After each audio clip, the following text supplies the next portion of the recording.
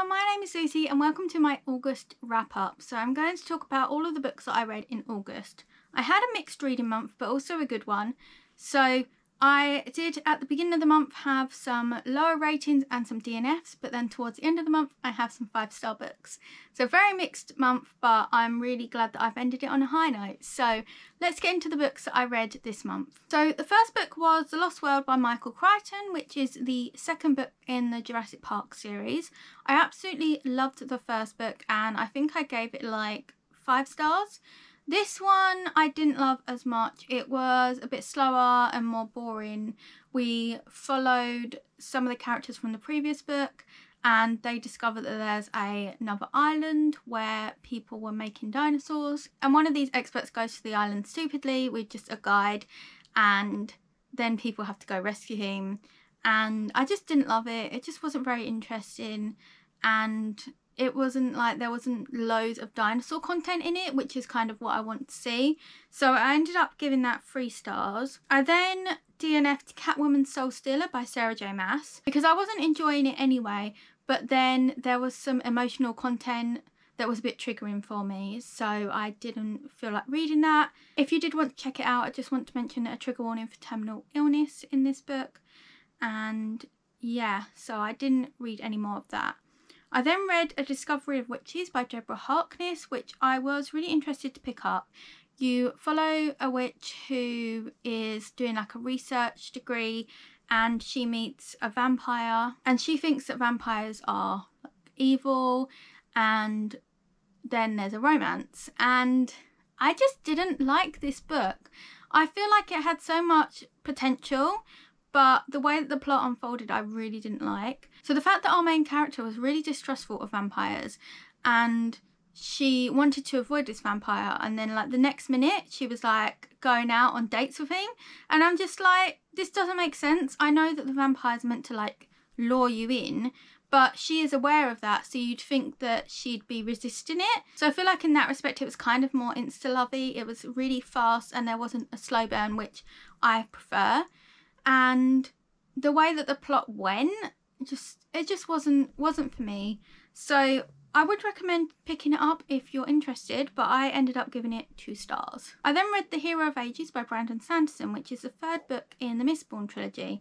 I absolutely loved the first book. The second one was okay, but I didn't really love it.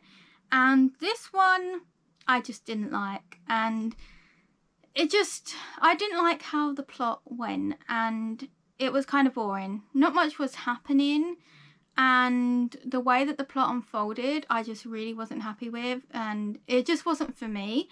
I know a lot of people love this book and that's great and I would highly recommend checking out the series, but I just didn't like how the characters went, how the plot went. It wasn't the best for me, so I ended up giving it 3 stars. And I was reluctant to try any more Sanderson works, but I think I'm going to start with The Way of Kings. People have recommended either The Way of Kings or Elantris, so let me know what you think. But I'm going to give it another go because I did really like the first Mistborn book, and then the second book had like the miscommunication trope, which I really hate. And then the 3rd book, I don't know, I just didn't like it, so yeah. Then I read Finnikin of the Rock by Melina Marchetta, which is a fantasy book that I really wanted to try out. I'd heard good things about it and I didn't get very far. I DNF'd it. So to be honest, I can't really remember what the plot was about. All I remember is that the main character was really annoying. He was treating people horribly, he was sexist, he was horrible to this girl. And then I wasn't enjoying it. It just felt boring and slow. I didn't feel attached to the characters and I was getting annoyed with it. And then I looked at reviews and I found out that one of the characters in this book almost rapes this character, and then he is the main character for the second book, and I just don't feel comfortable reading that. I don't want to read that. So I ended up DNFing Finnikin of the Rock. Then I filmed my trying to read an hour everyday vlog, which will probably be coming after this video. And for that I read 3 books. So I ended up rereading The Boy the Mould, the Fox and Horse by Charlie Mackesy. And this is one of my favourite books. I mentioned it in my mental health book recommendations video, so I will link that down below.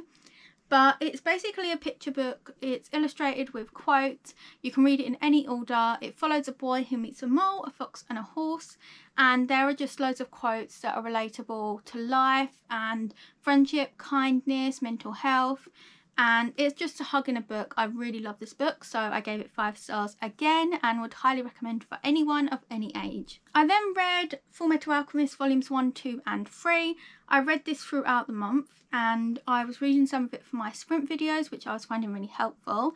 I will link the playlist down below, but I'm basically either reading like manga or graphic novels or listening to an audiobook, filming a pre-filmed sprint and then premiering it, so it's kind of live and I'm in the chat and also reading, so it's a bit Inception there, but I'm really enjoying doing it. So in this book we follow 2 brothers, Edward and Al, and at the beginning of the book they do something using alchemy that goes wrong, and one loses his arm and his leg, the other one becomes a soul in a body of armour, and they're going on this journey to find a way to get their bodies back. And throughout they meet different people and there's like little stories and they try to help different people. There are some emotional and sad things in this book. There are villains and the mystery unfolds as it goes. I've seen all of the anime, which I really enjoyed, and I've read some of the manga before, so I'm rereading it and then continuing with the series. I'm really glad that I picked it up. I gave it 5 stars. I would warn that in here there is some really horrible content, so just to warn you of that. But I really love the characters and it's funny and it's uplifting and I just love this manga. So I would highly recommend if you want to check out manga. I feel like it's really accessible. So yes, gave that 5 stars. And then the last book is one that I've been reading throughout the month, and that is The Sword of Shannara by Terry Brooks. So I was interested in picking this up and I just decided to. And this is a old fantasy book. I think it was written in like the 80s.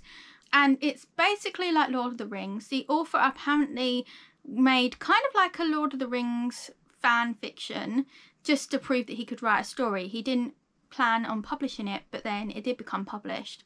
So this may annoy some people because it is similar to Lord of the Rings, but I also read Lord of the Rings and I've DNF'd it for now because it was just a bit slow and there were so many songs in it that it was getting too much. So I ended up picking this book up and I really loved it. So in this book we follow, basically there is like a wizard and he meets this boy, and the boy and his brother have to go on like a journey to get the Sword of Shannara.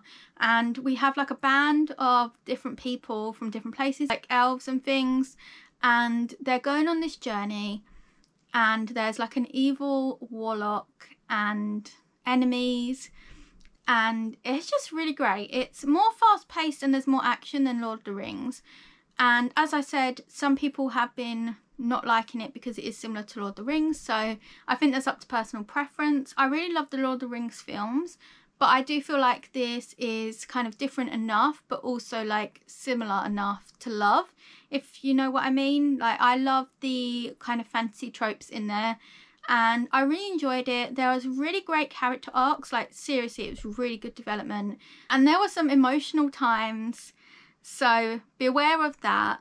There is also a bit towards the end that I wasn't sure if it was very kind of believable for the story, but then the ending was really great. I don't know, I just found it emotional and I'm really glad that I read it and I gave it 5 stars. I really loved it and I'm hoping to pick up the second book in the series, and I'm excited to just read all of the fantasy now. So if you have any recommendations, please let me know. I listened to that on audio and I would highly recommend it. It was really great, and apparently the author has like a lot of books, so I think I'm going to be checking those out. So those were all of the books that I read in August. I feel like I had a really good month, but I did DNF some books and have some lower ratings. I'm feeling like audiobooks are really helping me, and as well doing the sprint videos. So yes, let me know what you read in the month of August, if you've read any of these books or if you would like to. And please feel free to like, comment and subscribe if you would like to. All of my links are in the description box and I would love to chat with you in the comments. Please feel free to check out my other videos if you would like to, and I hope to see you in another video soon. Bye!